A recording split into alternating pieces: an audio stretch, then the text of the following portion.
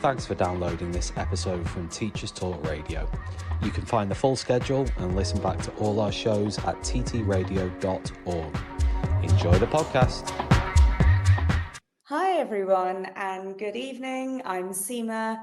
I hope you've all had a good weekend and a good start to the week. This is my last week of intense work and then I'm going to the airport on Friday. I'm going to get onto a plane and I'm disappearing for 10 days, so I really can't wait. I think it's been quite an intense term for me and, you know, I've really enjoyed it as well though, but I'm ready to recharge and then come back and do it all again. So yeah, enough about my holidays. So on the last show, we talked a bit about voice in the classroom and how teachers can use their voice more effectively to engage students and to motivate them and to open up trust. So today what we're going to be talking about is performance, because I suppose that teaching does have a performative dimension to it. And to discuss that with me, I've got Konstantinos Pappas, who is a senior lecturer and course leader of BA Public Relations. Hey, Konstantinos, how are you? Hi, Seema. Hi, I'm very excited to be here. Thank you so much for the invite.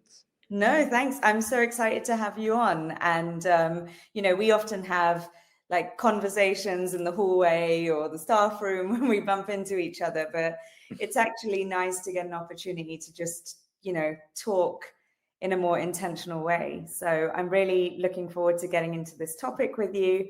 But before we do that, why don't you tell our listeners a bit about who you are and your experiences? Yes.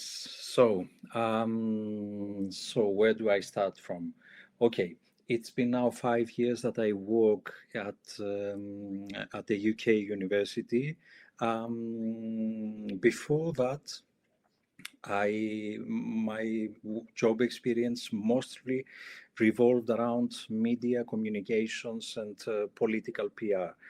However, alongside that, and maybe referring back to my kind of more early days as a professional, I have worked in primary education, in secondary education, also in lifelong learning education with adults. I used to be a teacher of French, history, and then when it came to adults, I was teaching creative writing. So a little bit all over the place. Yeah, I remember actually when I found out that you'd worked in a primary school as well. And I I completely wasn't surprised because I could see, you know, like when we talked about where you developed your sort of approach and your methods from, I was kind of like, I wonder where you got this from. And then it all kind of made sense when you told me a bit about your background. But I do think that's quite rare as well. I don't think I've come across many people that have taught across that vast a range of ages. I feel like usually when I meet people that, you know, teach adults and young adults, it's just at university level, or if you're in a school, it's just at school level. So I think that's really rare and must be so valuable in terms of experience. It is, to be honest, I truly cherish all these experiences. And if I'm honest, when I was a child, when they were asking me, what would you like to do when you grow up? My first initial response was to become a journalist. But Oh, really? Yes. And I kind of made my dream come true. I studied journalism, I worked as a journalist, but then somewhere alongside, it came also the opportunity to start teaching. I remember my first experience as a teacher was through a European exchange program, and I was teaching in a vocational high school in Portugal for 1 year. And this is when I thought, okay, I like this very much. Is it possible I could combine these things? And this is how it all started back in 2006. Wow. Okay. So you've also got experience of teaching in other countries, which is fascinating. I mean, I kind of now feel like I want to do a show with you on a whole different topic. But Anytime. yeah, and also like that's something that we have in common around the journalism side, because when I was like a a teenager, I was obsessed with journalism. I used to spend a lot of my teenage years hanging out at my local community radio station and sort of living and the life of like a little teenage journalist. So I trained in, you know, all of it, like interview skills, radio skills, editing, presenting, all of it. And I was just really curious, I think. And I just loved kind of understanding different topics and people and all of that. So I guess it's no wonder that we're both working in the media school, because it's also connected. Yes, exactly. That's amazing. I also didn't know this about you, but Yeah, the way you put it, I mean, curiosity and the aspiring to know more things, somewhere there also clicks also the teaching thing, mm, because this also refers to the aspiration, the willingness to get to know more things and to pass this on and to share yeah, this with others. yeah. That's so true. That's so true. And you know, that's exactly what we're going to talk about in terms of how you pass it on. And you know, I thought of you, Konstantinos, for this conversation because I remember not long ago we were talking, and we were talking specifically about how we feed back to students. And, you know, that went off in all kinds of directions. And in the process, I remember you said to me that, you know, we have to be like actors and clowns to really engage our students into what we're doing and have all these different roles that you play and changes that you make and how you communicate to make sure you can really get through. And I guess I wanted to explore that more with you because I think we're on the same page with this. And I just love to talk about it. You know, I also find that if I want my students to understand something or to learn something, I've got to really make an effort to perform it and to make it entertaining in some way or another. And I feel like that's a significant part of my job as a teacher. I feel like if I was just communicating information and not thinking about how I say it, then I don't see the point of me as this middleman. I'm just, you know, anyone could do that. So what's your feeling about this? And where did this idea, you know, about being an actor or being a clown come from? Let's get into it. Yeah, okay. Well, look, the initial idea stems more from a concept, a widespread concept about the placemaking of a classroom. Okay, the classroom, if you see it from outside, it resembles to a courtroom. It resembles to a place of worship, a church, a mosque, where an authenticity is talking to a passive audience. And topographically speaking, the classroom with the desk for the educator and the desks for the students might resemble to that. So my initial thought is that I wouldn't like this to be repeated. I wouldn't like my classroom to resemble to any type of one person, one authenticity is talking and someone has to digest this no matter what. That was the initial thought. Secondly, um, many times educators, teachers, university professors, they take for granted that students or learners, they are there because they have all the willingness in the world, all the time at their disposal to come and listen to you Mm, without interfering, without asking questions, without doubting you even. And sometimes we might fall into the trap that what I have to tell you now, believe me, it's very interesting. Well, it might be very interesting to you. The point is to make it interesting also for someone that is not necessarily 100% invested in what you have to say. So it all stems from your desire to make them participators of the knowledge and not just passive receivers of knowledge. So these were the main reasons that I had in mind. I really love that, those points and this thing that you just said about, like it really resonates with me when you say that it might be really interesting to us, but it's not about what we feel about the material. It's how do we make it interesting to them?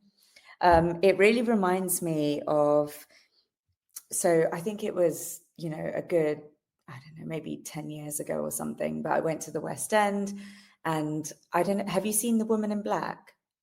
Oh, yes, of course.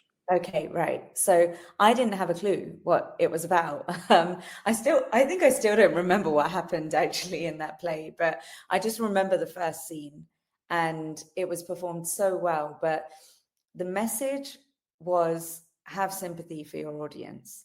So, if you're a speaker or a teacher, whatever, I know that what you have to say is important, but think about the people that are receiving it and how they need to hear it. Exactly what you're saying, right? How do they need to hear it in order for them to take an interest?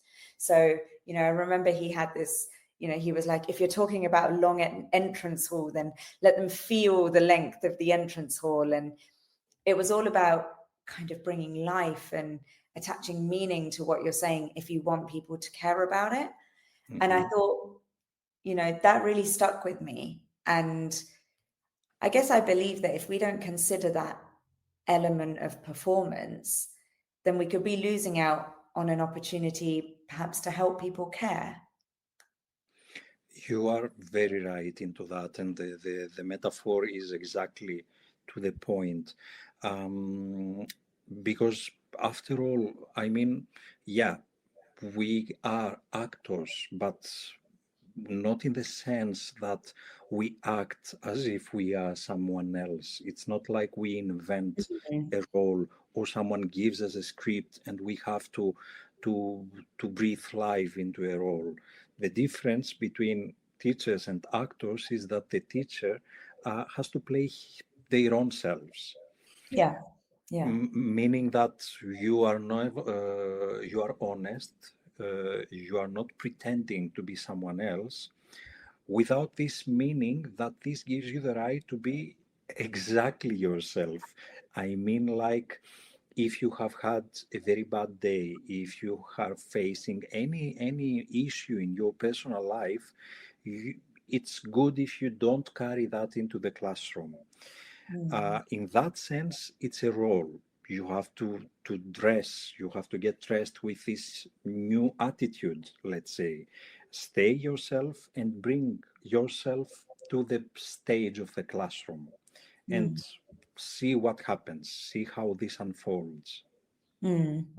Absolutely. And, that's a very important distinction that you make there between a teacher and an actor. And we do have to be ourselves. So there's this kind of aspect of personality too, right? And I just wonder, like, what do you think, Konstantinos, about, if I think about some of my colleagues or I think about other people that I know who are teachers, I think perhaps certain people would feel perhaps uncomfortable about performing in a certain way and they wouldn't feel like it's true to who they are.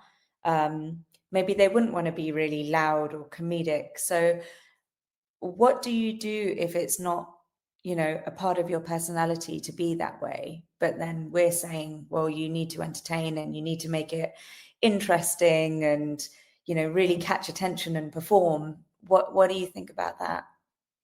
Well, I can totally understand if someone is working within the teaching sector but doesn't necessarily feel at ease to expose themselves or to become more of an actor in the classroom. In that case, my advice would be then jazz up your material. Make your material a bit more visual appealing. Ask probing questions. bring a personal experience that students and learners can resonate with, without this meaning necessarily that you have to be a clown. Even from your desk, sitting down in your desk, but make sure that the aiding material, the rest of material that surrounds you, might replace your lack of being actor, let's say. Yeah, I agree, because there's nothing worse than, if you're not sort of that personality type, but then your material is also very, presented in a way that's not very accessible, or you're sort of just reading off slides which are very text heavy. And I guess that if you do want to be, have this element of performance, I think equally your materials have to support that, right? So, I mean, I know that I'm sort of, I'm quite minimal with text on the slides that I usually use, and I try to use lots of visuals, and the visuals are more they're more for me as a prompt to remember what is the story that I want to tell with the slide, or what is the point that I have to make, but also to create a bit of curiosity in the students, like, okay, why is there just a slide with a picture of a gorilla on it? What's that about? And then, at some point as I tell the story, it hopefully becomes clear, the gorilla's part in the story, or whatever, But yeah, I think it kind of works both ways, but I think it's a very good point, because the materials and the approach have to complement each other, don't they? Yes, I mean, if I don't know, you don't feel like you don't enjoy teaching, you don't have the inspiration necessarily to create engaging pedagogical stuff, or then I don't know. I mean, teaching in itself, it's exhausting. It requires energy. Yeah, So if you do it, it must mean that you like it, that you want to do it. Otherwise, there's so much admin job behind teaching. There's so much other type of duties. You can be involved in research. I mean, don't torture yourself if you don't feel like doing it, if you don't yeah, enjoy teaching that much, neither preparing some engaging and good material. yeah, absolutely. I think it's true. And I think perhaps it's part of, the skill of the job, and maybe our responsibility to equip ourselves with those skills. Because it is very important, even, in terms of helping students retain what we're teaching them, right? I think if we can bring that element of performance, then it makes it more memorable. It makes it easier for them to, actually retain what we're talking about. I think there's so many sort of aspects that actually complement their learning. It's not just to make it fun in the classroom, right? Yes. So, just a reminder to everyone that this show is brought to you in partnership with Hachette Learning, who are publishers of professional development books and resources that support great teaching and learning in schools around the world. So, if you want to level up your professional development today, do make sure that you visit hachetlearning.com to explore their full range of titles. Also, teachers, do be aware that Teachers Talk Connect is back. It's the annual CPD and networking extravaganza. You can join the TTR team on Saturday, the 14th of March in Manchester, and the tickets are free. So make sure that you head over to ttradio.org/connect 2026.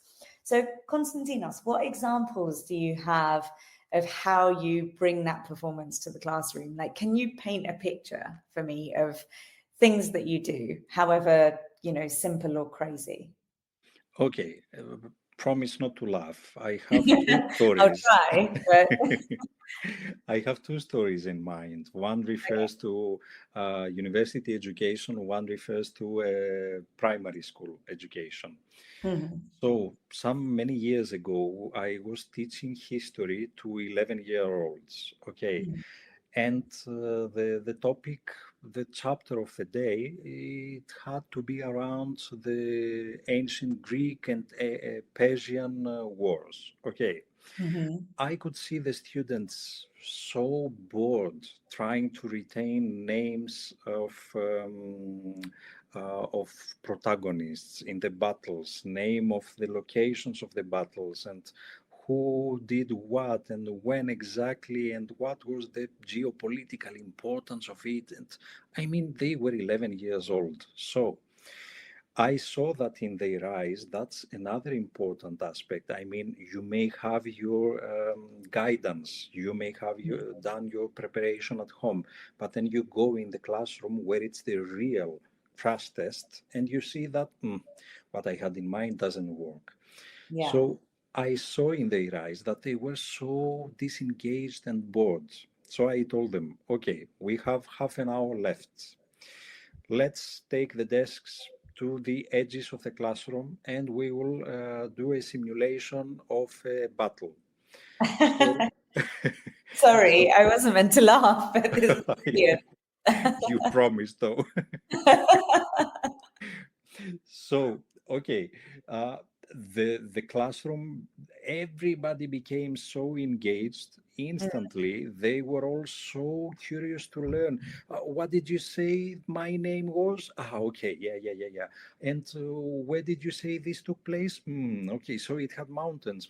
Okay, and you could see them suddenly becoming so invested, so interested that okay, it's easy to lose control within that.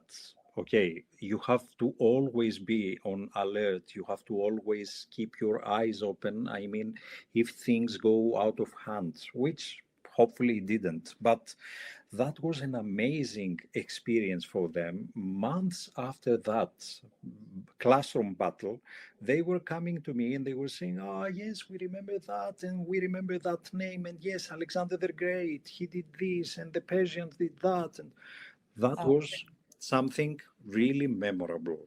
yeah. That's such a brilliant example. I love it. And this whole thing of like, let's get all the desks and put them on the side. I think it's such a great like technique, I I mean I don't use it to like, do battles with in my classes, although I might consider it now. But but like sometimes just getting the tables all to the side and getting the chairs sitting in a circle or like standing and doing something, it just changes the energy in the room immediately, doesn't it? It gets people up, it gets them active. And I think it also breaks them away from like their laptops and their phones. And yeah, I think it's a really good technique. But I'm dying to hear your other example, so please tell me about that as well. Okay, the other example is not as dramatic Mhm. or as funny as this one because it refers to university education. Yeah. So I remember, I think 2 years ago, I was teaching a module which is called Professional Industry Practice. Mhm. And we were preparing our students to face, let's say, the industry, to first of all learn how to present themselves, how to pitch themselves.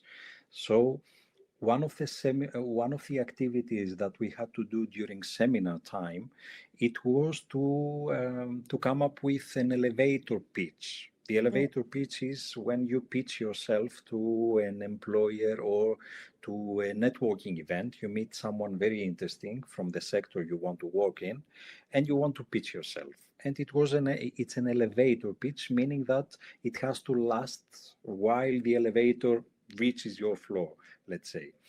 So I said, okay, yeah, let's try that. And I wasn't prepared for what they said. They said, could you please do it first yourself so that we take some ideas? Mm. And then I was a bit, shocked. I was, Put on the spot. how do I do this now?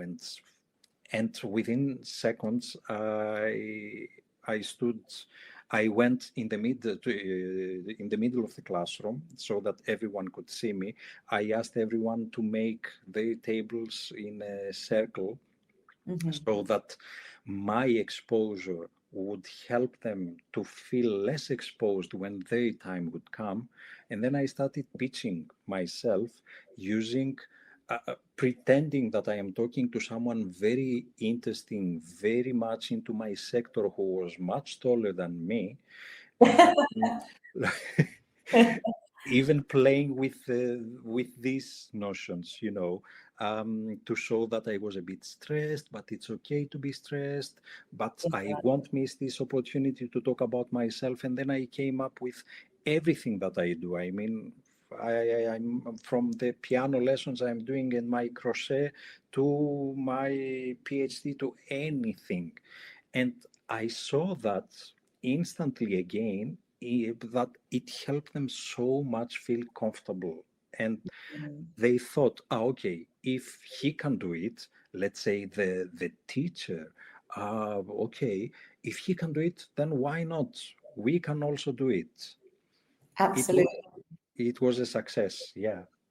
I think that they're both great examples, and I think I like that they kind of said, "Well, can you show us first?" And they put you on the spot, but then you just went for it, because I think it's important that we show them our vulnerabilities too, right? And we kind of, how you said you showed them, oh, I was feeling a bit stressed, and because then it helps them, as you said, realize that, okay, that's normal. We all have to kind of experience these emotions, but it's the practice gets you through it, right? The more we try and practice and just put ourselves out there, it just helps us to get through that. So do you think that taking this approach sort of encourages more students to respond and join in, or do you think that it kind of, I mean, because I've seen in my own classes as well that yes, it's really great with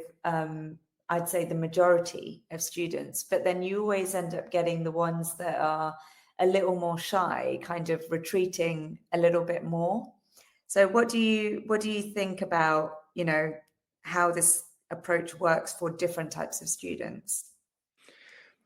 I think you mentioned a very key word, vulnerability. And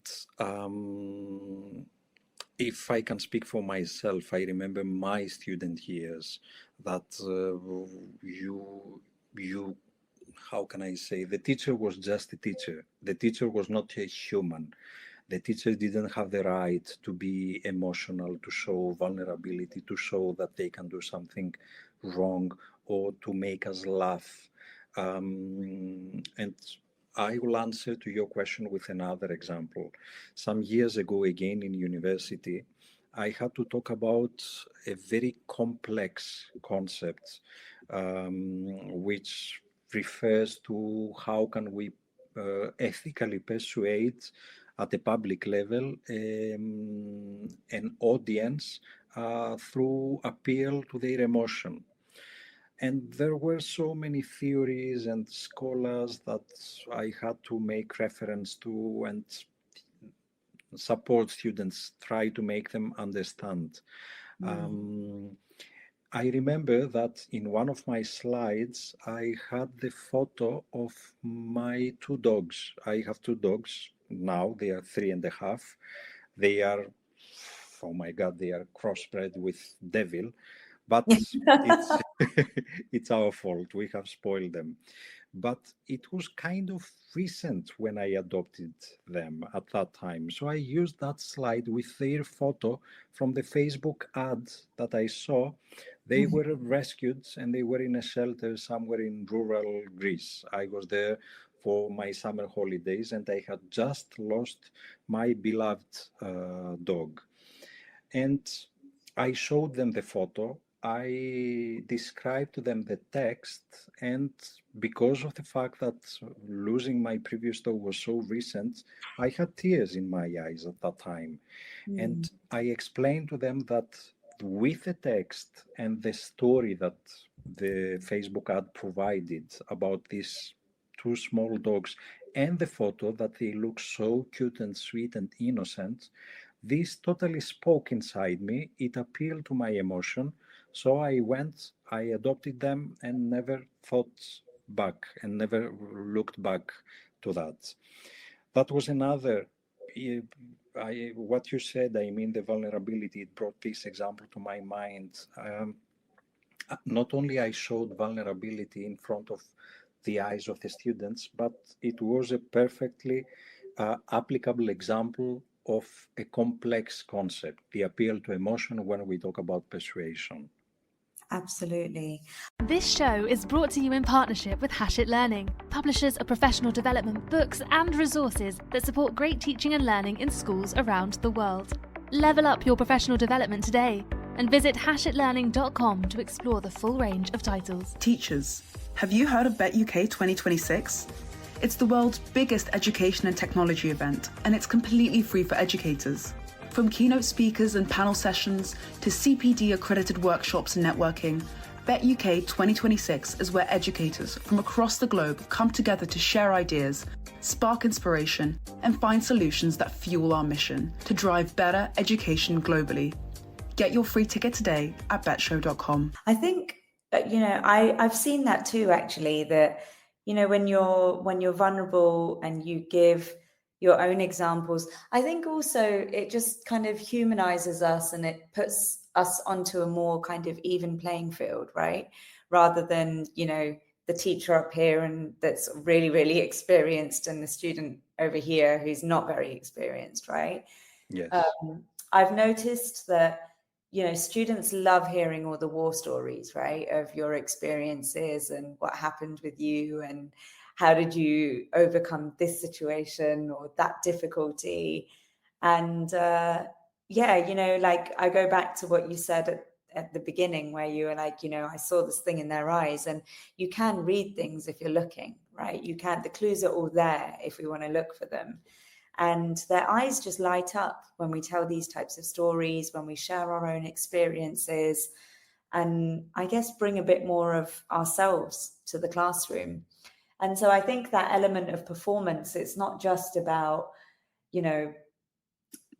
being, loud or, entertaining in a particular way, but it's also being, vulnerable and being emotional, and sharing like more of who we are in front of them. And I think that ties us back to that really good point that you made earlier about the distinction between a teacher and an actor, right? Which is that we have to play our own self. But if we don't bring ourselves into the classroom and into the conversation, then, they don't really get the full picture. They do just get the information. Exactly. Yes, you are very right. This refers exactly to that, because you can build a persona if you want. It can be your teaching persona, but you will not, and you cannot be, you will not be able to correspond to that persona at all times. You will need to keep up at all times. You will need to come up with things that that persona would think, that the emotions that that persona would demonstrate. So you have to be yourself. And as we said, yes, entertainer, clown, but sometimes the clown can be a sad clown. That's part also of show emotion, of showing, who you really are. All this makes you much more relatable to students. Yeah, absolutely. And I think it helps them to, talk to you in a more real way as well. And I think, it is important that they see that balance because, we can't always be, high energy. We aren't. And I think when you have too much of that all the time, there's a risk that teachers are at too, right? Of that burnout. I mean, we already are with the multiple things that we have to balance. But if you have that sort of high energy performance all the time, all day, every day, it's too much for anyone, right? Yes, exactly. Do you ever find yourself like, how do you feel at the end of, a class where you've kind of been really performative, I guess? Because I think, if I think about it for myself, I have this kind of mix where on the one hand, I come out of the class and I feel really energized, I feel really, really energized and I'm buzzing. But then when I go home, I'm equally like, okay, I'm flat now. I've got nothing left. I mean, that might be the introvert in me as well, because my battery runs out and then I'm sort of like, okay, I'm done now. I don't want to talk. But how is it for you? What do you feel like after a kind of high energy performance in the class? I think you are at a much better stage than me, because I I feel knackered the moment I step out of the classroom. Oh, I really? Okay. Yeah, because I mean, students have noticed that. They Yeah. said that when you are not jumping from place to place in the classroom, and we are talking about adults, we are not talking about 10-year-olds. I mean, uh, Yeah. and they have noticed that even when you don't jump from place to place in the classroom, your facial expressions never stop. And I remember them sometimes smiling or giggling or trying to hold back their laughs, because apparently my eyebrows are doing their own game when I listen to them talking. So, I mean, anything can be high performative and energizing. So, to answer your question, because I keep giving two big answers, sorry about that. No, go for it. Like we've got time. Go for The it. thing is that, yes, the moment that this performance, let's say, ends and I close the door behind me, I feel exhausted, drained, but so rewarded. Oh yeah. So this kind of balances the physical tiredness with the mental high, let's say. I feel high in a tired body. That's the Yeah. combination. I get it. I get it. And I think like that's probably the experience of a lot of teachers, right? I always joke about it, but I mean, it's so true. I always say, when I walk out of my classes, I'm like, after the kind of you come down from the high, I'm like, I just want to go and lie in a dark room now, Yes. Um, but not because I didn't enjoy it, but because I'm just so exhausted from the No, interaction. no, I think no. if Very you enjoyable. Always, yes. absolutely, yeah. But you just need a little bit ceiling therapy, as I call it. You just look at the ceiling and you just don't talk. Oh, that's the first time I've heard that phrase. I'm going to keep that one. Ceiling. Okay. I'm just literally writing it down. I'm like, okay, that is such a good way of putting it. um, Yes. so just a reminder to you all that this show is brought to you in partnership with Hachette Learning. They're publishers of professional development books and resources that support great teaching and learning in schools around the world. Level up your professional development today and visit hachetlearning.com to explore their full range of titles. You can also join BET for the biggest week in education, which is from the 21st to the 23rd of January 2026 at the Excel in London. They've got immersive workshops, thought-provoking speakers, hundreds of hours of CPD accredited content, cutting-edge technology, and unrivaled networking. So there's no opportunity quite like it for educators. You can get your free ticket today by visiting uk.betshow.com. That's bet with a double T. I'm going to be there as well, actually, on the Thursday, the 22nd. So if you do happen to come down, make sure you come and find the Teachers Talk radio stand, and I will be there in the afternoon. So, Konstantinos, I was just thinking, actually, I was like, that's exactly what's going to happen to me after we end this. I was going to say end this call. I keep forgetting we're actually like other Yeah. people are listening to us. But yeah, like after this is over, I'm going to be like complete silence, going to have my ceiling therapy. Yes. So, but I guess Highly recommended. yeah, they're the joys of teaching, right? It's that contrast, but you just love it and you go and do it all over again. So And I Yeah. think teaching in itself, I mean, the nature of teaching, 1 hour of teaching corresponds to I don't know how many working hours. That's Hmm. why teachers cannot teach like machines. I mean, even in primary education, secondary education, you cannot exceed a certain number of hours per week. It's not feasible to teach too Yeah, many hours. absolutely.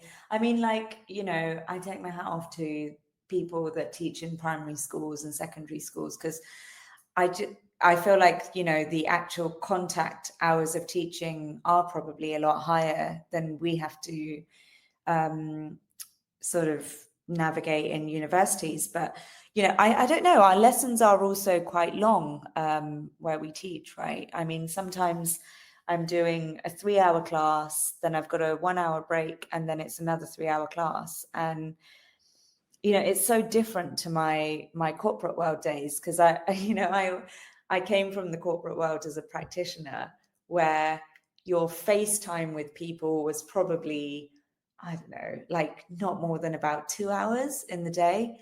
And the rest of Hmm. the time you're kind of behind your laptop doing emails, doing work. And then you go into a meeting, you've got to show up and perform for like an hour, and then Yeah. you're back to your desk again. And so when I came into teaching because I started off just doing guest lecturing, and it was like, oh, this is great. But then you come in once every like 2-3 months, and it's just like an hour. But then when you start doing it more regularly, then you go, okay, that's why teachers get like 6 weeks off in the summer, and because it is, mentally, it does require a lot from you, especially if you are making an effort to make it something, that does mirror some kind of performance, and you're trying to take all of that energy into the classroom with you. And I think I can't remember who I was talking to, but they said, well, when the students engage, it's more satisfying, but it's more tiring as well, right? Because it's a great thing. You want the students to engage, but then you need to give more energy back, and it's like this constant mental sparring. And I Yeah, think but it's so true. I think it's so true. it Go on. is, but let's all admit it. I mean, we want those students. Yeah, Every teacher 100%. is longing to have such Yeah. students in the classroom. Otherwise, the time doesn't pass. I mean, yeah, it will be more energy requiring, but it will be so much more rewarding. It Absolutely. justifies your effort. It justifies your choice to be a teacher. Absolutely. I think it does make the time pass a lot faster. And it also just sort of lightens the environment and the atmosphere, right? There's nothing worse than sitting in a classroom where students are not engaging. And, that brings its own heaviness and pressure to the atmosphere. What about for the students, Konstantinos? So, like, a lot of students are experiencing anxiety and stress. So, do you think that bringing that performative, element to the classroom can perhaps aid in reducing some of that, or do you think it might heighten it? What do you think? Okay, first of all, every student it's a different universe and it's a totally different learning journey for everyone, and the experience has to be personalized. This can happen only during one-to-one tutorials, and that's shout out to our previous discussion back in summer. So when it comes to a classroom, of course, you need to take into consideration special requirements, students that they experience any type of mental distress, learning difficulties, anything. I believe that the high performative type of teaching always work for the benefit, even for the most sensitive student, in the meaning that it might even help them forget about their own thoughts in the meaning. Sometimes there can be students that they think, I don't understand enough. I am afraid to ask this question in case it will sound not very smart. Different type of thoughts that might hold that student back. In that sense, when you are extra performative in the class, when you make use of your body movements and gestures and all this, sometimes the attention from the darker thoughts, from the thoughts that keep a student, let's say, out of the participation, might become a bit lighter, might help that student distract themselves from their own thoughts and maybe tell them that, look, something uh, entertaining, something fun, but not in the meaning of shallow or flashy, something is happening here. Let's turn my attention towards that and let's see how that goes. This is my thought, and that's why I believe that there's always a benefit, even for the most demanding student, for the most, the student with the mental distress or other types of thoughts.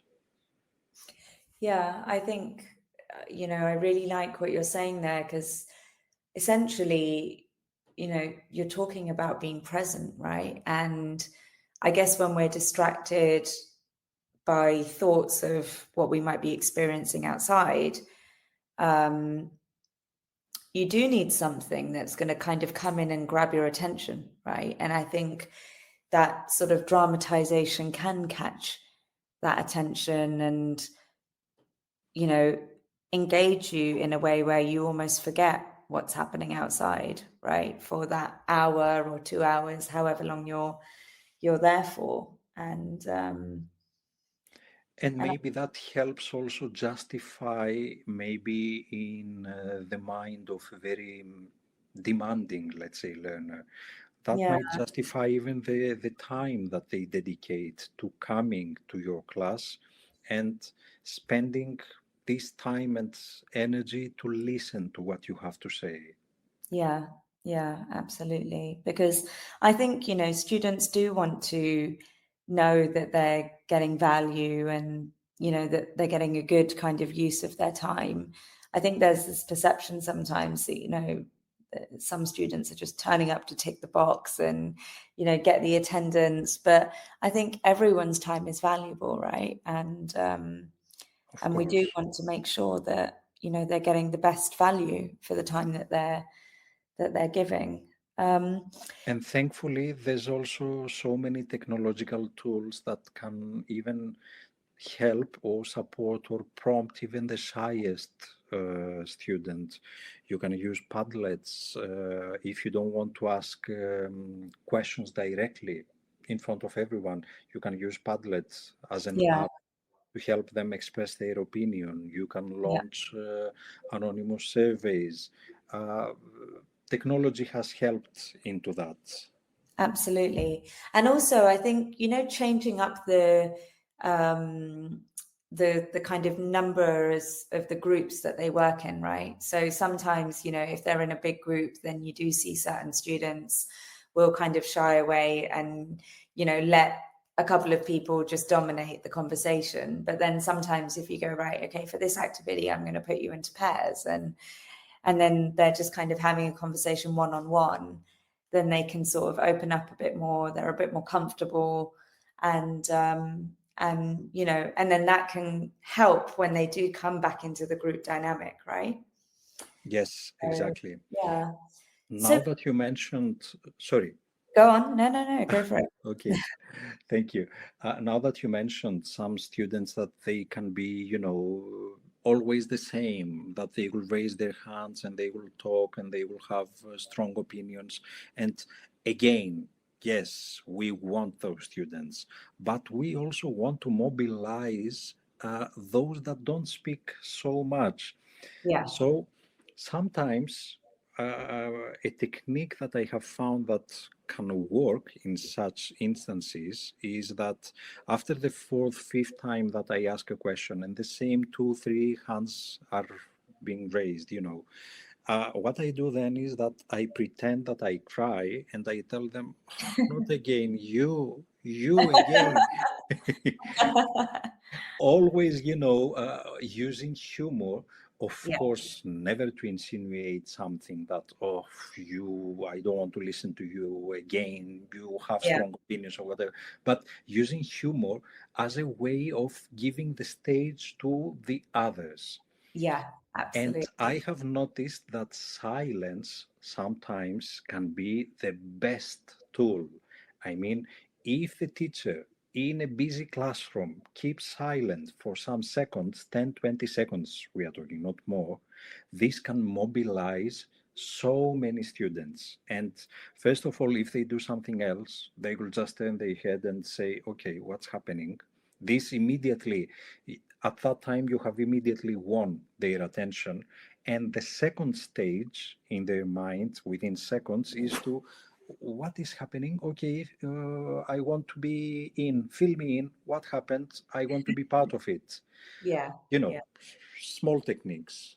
I totally agree about the silence. I feel like rather than trying to get everyone to be quiet and listen, it's just good to just stand in the middle of the room, like dead silent. Everyone Yes. just stops talking. They're like, "What? What's going on?" you know. Um, so yeah, I think you're right. I think these small little techniques, they're good to have in your pocket, right, when you're teaching, and just use them. And I think it's about the contrast as well, right? Doing something different to what you usually do to grab attention, or different to what the norm is. And then, they get a little bit curious, like, oh, what's going on here? I remember I was teaching a workshop a few weeks ago, and I put some music on, like this time of the year, Strictly is on the TV, which is like I'm completely obsessed. And so I've got my own like Strictly Come Dancing like music playlist, right? It's a bit Mm. now I should say to you not to laugh, but yeah, I've got all my kind of Latin music on there. So, I had like the students walking in and I had my music playing, and they were all just like, as they were walking in, I was just watching them, and they're like turning their heads and looking around like, what's going on here? Is this have I walked into the wrong classroom, or what's Yeah. happening here? But it's just anything that, grabs attention and gets them thinking, oh, this is something different. Let's get into a different mindset. I think it can definitely be quite helpful. So, Konstantinos, I want to ask you, when you're sort of bouncing around the classroom and you're being a bit of a clown, how do you ensure that you're balancing that with making sure that they're taking you seriously? Um, I think this is a matter of time. This is a thing that you build on. It's not something that you should expect from day one. Yeah. You have to you have to give time to students to get to know you. You have to be willing to show who you are, and only then can you create, the healthy premises on which a healthy and stable communication is established.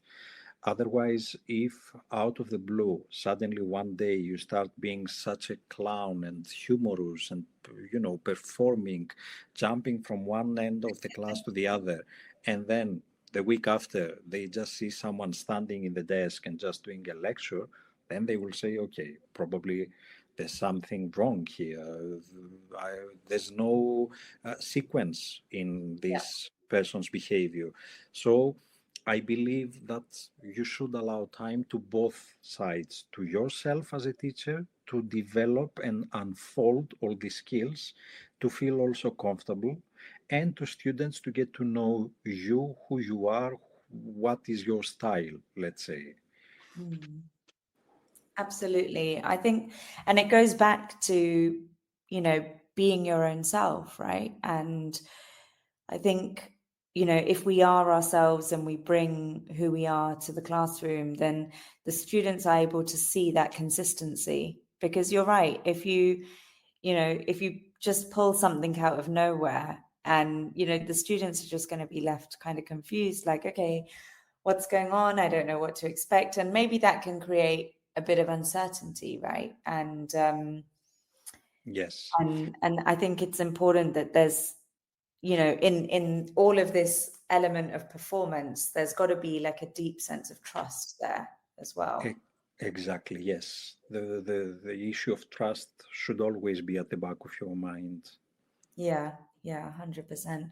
I was just thinking as well about, like how how it varies depending on what you're actually teaching, right? Because sometimes the materials are such that they lend themselves well to performing what you need to in a certain way. But sometimes, you have materials that might be quite dry or complex. How do you deal with that in a higher education setting? Because I guess when you did it in the primary school, you had the kind of battlefield content. You turned the classroom into a battlefield. How do you handle that in a university context? Look, I will use another example. Okay. A year ago, last year, every year in the winter term, I am teaching a heavy unit, module, let's say, which is called information warfare. And we talk with students about freedom of expression, hate speech, politics. Sometimes it can be kind of heavy, it's not this fun module that you can use humorous examples. Unavoidably, it talks about some heavy stuff that we all deal with in our daily life. So during one session, I wanted to make students understand how to search for information, how to build arguments, and how to cross-check their references and to come up with robust arguments. So I gave them a very provocative, let's say, topic as a seminar activity, and I told them, all of you have the same topic, but you will be divided into two groups. One group will be in favor of the topic, and you have to come up with arguments in favor of this. By the way, the activity was on hate speech, and where's the limit of the freedom of expression? Where does it become hate speech? And it was talking about racism. And the other half of the classroom, they should come up with arguments in favor of this, which was something, that students could never imagine having to take a stance in favor of racism. Okay. However, the point was not to come up with real, how can I say, the point was not to make them see, okay, racism can be good. The point was, and this is what they took away, and it was so beneficial for them, is that even for subjects that you might not feel necessarily equipped, you might not feel necessarily that you agree on, you can have the tools to search deeper and to use information for your arguments to go against that or to build up on it and take the argument further. And that was a very beneficial, a very efficient way to teach a complex issue that is about building arguments and searching academic references. Yeah, you're right. And it's so, it's so funny that you give that example today, because I was teaching earlier this morning, and we literally used this where I put the class into two halves and they developed arguments and they had a debate. And do you know what was really funny at the end? After, like they'd gone kind of back and forth and they'd had this debate with one another, we were closing off the activity. And then one of the guys in one of the groups said to me, "Oh, but you haven't told us like who's won." and And, like, it just reminds you, right? Like, because we're all kind of kids inside, right? And, Yes. and that element of turning it into a game, like, in some ways, it sort of, it made it fun for them, and they got competitive about it. And so, as you said, I mean, I kind of asked you the question because I don't personally believe that it's necessarily just about the material. It's what you do with it, right? And what techniques you apply to it to make it interesting. And I think you're completely right that, because what you did there is you found a way for them to get invested and interested in finding out, because they had to use it to build an argument. Exactly. And I think that that's so interesting. I was watching this talk. It was quite recently, and it was quite funny. This man said, have you ever wondered why people don't care about global warming, even though it's a really serious issue and it might kill all of us? And then he does this brilliant impersonation of a scientist talking about global warming on the TV and trying to tell people why it's so important and they need to act. And, I mean, I can't do it here, but you can just imagine, right? I can, yes. And the point was, it was so dry and unemotional that no one connects to it and feels compelled to act, right? But it's not about the information, as we're saying. It's about what you do with it and how you present it or perform it. So I don't even know how the hour has like flown by. I did say to you really? At the start, I was just noticed. But one thing I always ask my guests to prepare is a very quick masterclass for our listeners. So have you got something for us that you can share with our listeners? Yes, of course. I have a very brief, let's say, into quotations masterclass. Actually, very recently, I came up with the definition, the concept, of edutainer, meaning the educator that combines also entertainment. So for me, an edutainer is based on these 4 core pillars. First of all, it's the energy, it's the voice, the pace, and the rhythm that you can set the emotional temperature of the room. The second pillar is about storytelling, that even as we just said, the driest concepts and complex issues, you should remember that stories for humans are better than bullet points. What you said earlier also about the guerrilla and how that tells a story.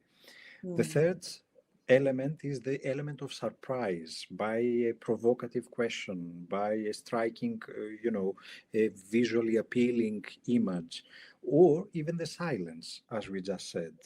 And the fourth, again, coming back to this discussion, is about authenticity, because if you think about it, students, they don't need a stand-up comedian.